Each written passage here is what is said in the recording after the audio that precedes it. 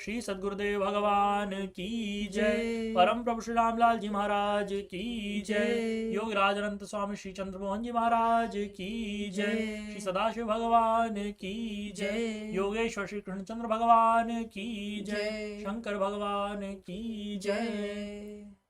श्री सद्गुरुदेव वचनामृत। मातृवान पितृवान आचार्यवान ही पुरुषो वेद। देखो, मनुष्य को परमात्मा की प्राप्ति कराने में जिनका हाथ होता है वे हैं आदर्श माता, आदर्श पिता तथा आदर्श सद्गुरु। मनुष्य को अच्छी माँ, अच्छे पिता और अच्छे सद्गुरु मिले हों, वह परमात्मा को पा जाया करता है। बालक की पहली गुरु माँ होती है। मैंने तुम्हें बतलाया था कि हमारे एक योगी बच्चे ने पहले ही संदेश दे दिया था कि मेरी माता को, जिसके पेट में मैं आ रहा हूँ, मेरा पिता बिल्कुल क्रोध न दिलाए। मातृवान व्यक्ति कौन होता है? इसका उत्तर हमारे शास्त्रों में मिलता है। प्रशस्ता धार्मिकी विदुषी माता विद्यते यस्य स मातृवान, अर्थात जिसकी माता प्रशस्ता हो, धार्मिक विचारों वाली हो, विदुषी हो, वह व्यक्ति मातृवान कहलाता है। जब माँ के उदर में बच्चा आए तो माता को सात्विक और पौष्टिक भोजन जैसे घी, दूध आदि से युक्त भोजन देना चाहिए। उसे ब्राह्मी, शंख पुष्पी, शतावरी आदि का पाक खिलाना चाहिए, जिससे बच्चा गर्भ में ही पुष्टि पा जाता है। ऐसा बच्चा जीवन भर बीमार नहीं होता। गर्भावस्था में माँ को उपनिषद, गीता आदि सुनने चाहिए ताकि उसके मन में दिव्यता आ जाए। उसे तीर्थाटन कराएं, ऋषियों और महापुरुषों के दर्शन कराएं। माँ गर्भावस्था में यदि मंत्र जाप करती है, योगियों तथा महापुरुषों के चरित्र पढ़ती है, शास्त्र श्रवण या मनन करती है, इसका प्रभाव बच्चे पर अवश्य ही पड़ता है। बच्चा स्वाभाविक ही धार्मिक, भगवान का भक्त तथा योगी होता है। गर्भिणी को कभी भी क्रोध नहीं दिलाना चाहिए, न ही उसे सताना चाहिए। गर्भावस्था में माँ को मिर्च, मसाले और अधिक खट्टे पदार्थ नहीं खाने चाहिए। इससे उदरस्थ बालक को कष्ट होता है। उसे अपने आहार विहार को संतुलित रखना चाहिए। गर्भ से बाहर आने के बाद माँ उसे मदालसा की तरह कान में उपदेश करे, शुद्धोसी बुद्धोसी निरंजनोसी संसार माया परिवर्जितोसी। इस प्रकार उपदेश करके मदालसा ने अपने पुत्रों को ब्रह्मज्ञानी बना दिया था। इसलिए आदर्श माँ को चाहिए कि इसी प्रकार से ज्ञानोपदेश करे। ऐसे बच्चे में उज्जवल संस्कार डाले जाएं तो वह बच्चा आगे चल करके महान योगी बन जाया करता है। गर्भावस्था में माँ को सिनेमा थिएटर भी नहीं जाना चाहिए। वासनिक अथवा रसिक दृश्य नहीं देखने चाहिए। आजकल गर्भिणी स्त्री को मनोरंजन के लिए सिनेमा, नाच तथा अन्य कई प्रकार के अश्लील दृश्य दिखाए जाते हैं। इसका बच्चे पर कुप्रभाव पड़ता है। उसमें भी वासनिक संस्कार पेट में ही पड़ जाते हैं। प्राचीन काल में माताएं बच्चों को पेट में ही संस्कारवान बनाती थी। महाभारत में एक प्रकरण आता है, युद्ध के मैदान में द्रोणाचार्य ने चक्रव्यूह की रचना की। इस चक्रव्यूह को अर्जुन के अतिरिक्त कोई तोड़ना नहीं जानता था। कौरव पक्ष के सैनिक अर्जुन को ललकार करके दूसरी दिशा में ले गए। पांडवों को चिंता व्यापन करने लगी। उस समय अभिमन्यु अपने ताऊ युधिष्ठिर से कहने लगा, ताऊ जी आप चिंता ना करें, इसके 6 चक्र तो मैं तोड़ दूंगा, 7वें चक्र को तोड़ने का मुझे ज्ञान नहीं।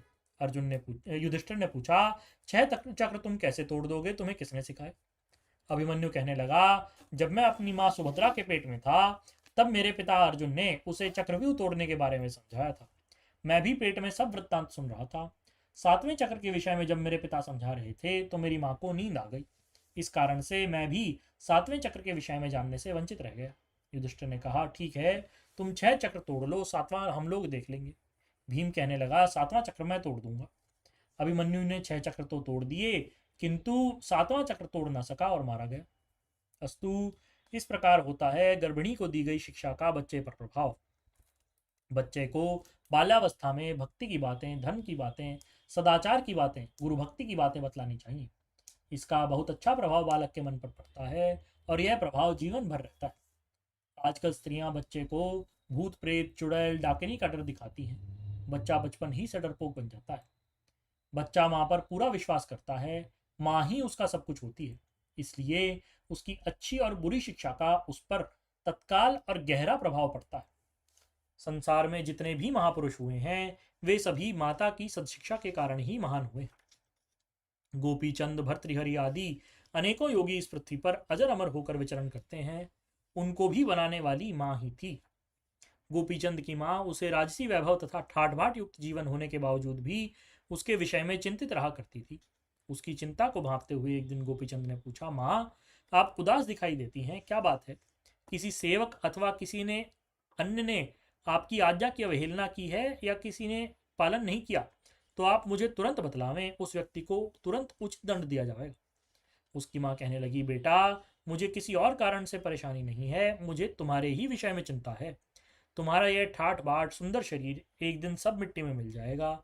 इसलिए यदि तू योगी बन जाए और अजर अजर अमर हो जाए और काल से मुख से बच जाए, ऐसा माँ ने उसे जगत की नश्वरता का बोध कराया और उसे योगी बनने का उपदेश दिया। माँ के वचनों को मान करके गोपीचंद ने सारा राजपाट छोड़ करके योगी गुरु की शरण ली और खुद को कृतार्थ बना लिया। गोपीचंद आज अजर अमर होकर सिद्ध योगी के रूप में पूजित हो रहे हैं। यह होता है माँ के उपदेश का बच्चे पर प्रभाव। इस प्रकार की माताएं ही अपने बच्चे का सच्चा हित करती हैं।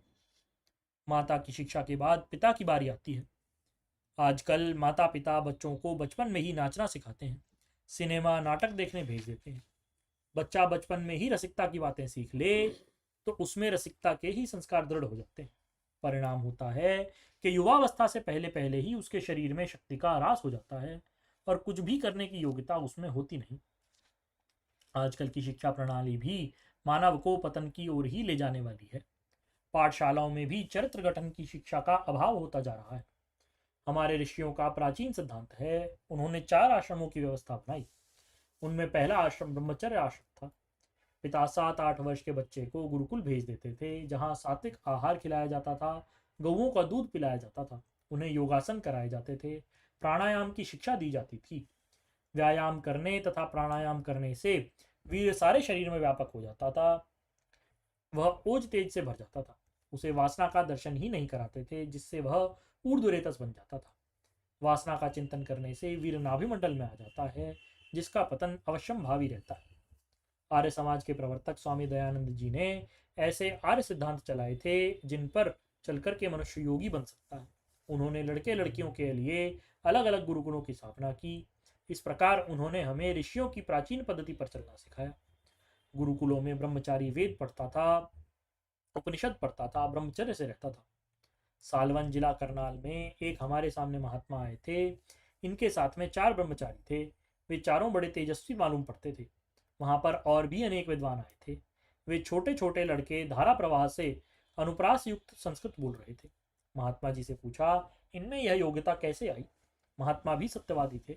उन्होंने कहा, ये जंगल में रहते हैं, साग पात एवं मोटा अनाज खाते हैं, इन्हें गऊओं का दूध पिलाया जाता है, आसन प्राणायाम करा जाता है, इसलिए इनके जीवन में ओज तेज भर गया है। प्राचीन काल में 25 वर्ष तक ब्रह्मचर्य आश्रम का नियम था। नैष्ठिक ब्रह्मचारी 48 वर्ष तक भी रह सकता है। ब्रह्मचर्य आश्रम में वह पूर्ण विद्वान, पूर्ण योगी बन जाता था। दूरदर्शन, दूरश्रवण आदि की योग्यता उसमें उस समय से ही आ जाती थी। उसको गुरुदेव योग के अंगों की साधना भी साथ साथ कराते थे। इसके बाद ब्रह्मचारी गृहस्थाश्रम में प्रवेश किया करता था। जिसने इतने दिनों तक पूर्ण ब्रह्मचर्य का पालन किया हो, गृहस्थ में पत्नी के संपर्क में आने पर भी उसके अंदर वासना नहीं होती। केवल मात्र संतानोत्पत्ति के लिए ही पत्नी से संपर्क करते हैं। उन्हें भोगों में कोई आनंद नहीं आता, उनमें पति पत्नी का हार्दिक प्रेम बना रहता है। जो लोग वासना भोगी होते हैं, उनकी आपस में रोज लड़ाई रहती है। अस्तु, महर्षि दयानंद जी ने सत्यार्थ प्रकाश में लिखा है कि जन्म से लेकर 5वें वर्ष तक बालक को माता सच्शिक्षा दे। वस्तुतः माँ का प्यार पाया हुआ बालक संसार में सबसे प्यार करता है। माता का दर्जा संसार में सबसे बड़ा है।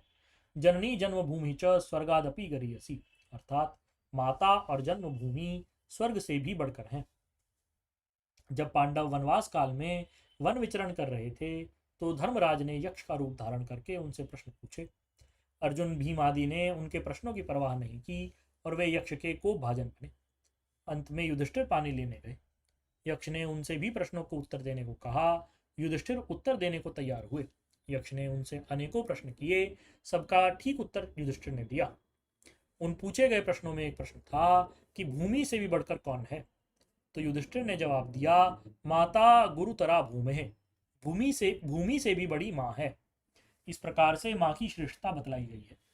माँ द्वारा शिक्षा दे चुकने के बाद पिता बालक को सद शिक्षा देता था। पिता का कर्तव्य है कि वह बालक को ऊंची से ऊंची शिक्षा दिलाए। इसके लिए योग्य से योग्य आचार्य के पास उसे छोड़े। पिता को यह देखना चाहिए कि बच्चे में शुभ शुभ संस्कार भरे जा रहे हैं अथवा नहीं। जिन बच्चों को पिता का संरक्षण प्राप्त नहीं होता वे प्रायः मार्ग से भटक जाया करते हैं।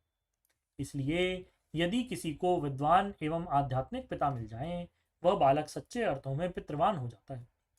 पिता अपने आदर्श युक्त आचरण से बच्चों में आदर्श संस्कार डाले। ऐसा करने पर उस बालक की जीवन भित्ति मजबूत हो जाती है। पिता का संस्कार एवं आशीर्वाद पाकर के व्यक्ति जीवन के क्षेत्र में उतरता है। सदाचार की शिक्षा बालक पहले पिता से सीखता है, तत्पश्चात गुरुकुल में उसे दृढ़ता मिलती है। माता पिता को अपने बच्चों में बाल्यावस्था में ही सद्गुण भर देने चाहिए। अपने से बड़ों को प्रणाम करके उनसे आशीर्वाद प्राप्त करने की शिक्षा देनी चाहिए। बड़ों को प्रणाम करने से उनके आशीर्वाद स्वरूप आयु, विद्या, यश और बल की प्राप्ति होती है। मनु जी महाराज कहते हैं, अभिवादनशीलस्य नित्यम वृद्धोपसेविनः चत्वारि तस्य वर्धन्ते आयु विद्या यशो बलम। अर्थात ऐसे माँ बाप आजकल माँ बाप ऐसे कम ही हैं जो अपने बच्चों को सदाचार एवं शिष्टाचार सिखाएं। बच्चों को बड़ों को प्रणाम करना सिखलाना चाहिए। प्रणाम करने का मतलब है बड़ों से शक्ति लेना। आशीर्वाद देने का अर्थ है शक्ति देना। अच्छे माँ बाप अपने बच्चों को सिखलाते हैं, बेटा बड़ों को चरण छू करके प्रणाम करो। ऐसे बच्चों में बड़ों को प्रणाम करने की आदत बन जाती है। मुझे एक बच्चे की याद आई। अमृतसर में एक लड़का था, उसका नाम था गुग्गू। वह अपने से बड़ों को सबको प्रणाम करता था। आनंद कंद श्री प्रभु जी ने उसके इस गुण पर प्रसन्न होकर के अपने गले से एक फूल माला उतार करके दे दी थी। इसके फलस्वरूप उसे भगवान श्री कृष्ण के बराबर दर्शन होने लगे। वह श्री कृष्ण को अपना मित्र कहता था। उसकी माँ श्री प्रभु जी से कहने लगी, प्रभु जी गुग्गू को तो भगवान कृष्ण के दर्शन होते हैं, आप मुझे भी भगवान कृष्ण के दर्शन कराएं। प्रभु जी कहने लगे, भगवान का दर्शन तो तुम्हें गुग्गू ही कराएगा। इस पर गुग्गू कहने लगा, नहीं प्रभु जी, माँ मुझे मिठाई खाने को पैसे नहीं देती है। उसकी माँ ने उसे मिठाई खाने के लिए पैसे दे दिए। गुग्गू कहने लगा, जाओ तुम्हें भी दर्शन हो जाएंगे। उसकी माँ किसी काम से अपने मकान की छत पर गई। वहां देखती है कि भगवान श्री कृष्ण कुर्सी पर विराजमान है। वह मन में सोचने लगी कि मैं अपने परिवार के सारे लोगों को दर्शन करा दूं। वह भागती भागती नीचे आई, सबको बुलाकर छत पर गई। जब वे लोग छत पर पहुंचे तो भगवान अंतर्हित हो चुके थे। गुग्गू की माँ कहने लगी, प्रभु जी ये तो कुछ नहीं हुआ। प्रभु जी कहने लगे, दर्शन हो गए, ये कम है क्या? वह कहने लगी, प्रभु जी अच्छे से दर्शन करा दो। गुग्गू कहने लगा, प्रभु जी माँ ने मुझे 2 ही पैसे दिए थे तो दर्शन भी इतने ही हुए। ये सब प्रणाम करने का फल गुग्गू को मिला। योगी की वाणी अमोघ होती है। सत्य प्रतिष्ठायाम क्रिया फलाश्रयत्वम। उन्हें कोई प्रणाम करता है तो वे कहते हैं चिरंजीव। ऐसा आशीर्वाद फलवती होता है और मनुष्य दीर्घायु बन जाता है। गुग्गू के माता पिता ने गुग्गू में बड़ों को प्रणाम करने का संस्कार भरा। इस सद्गुण को देख करके प्रभु जी के मन में आह्लाद आया और उसका जो परिणाम हुआ वह मैंने तुम बतलाया।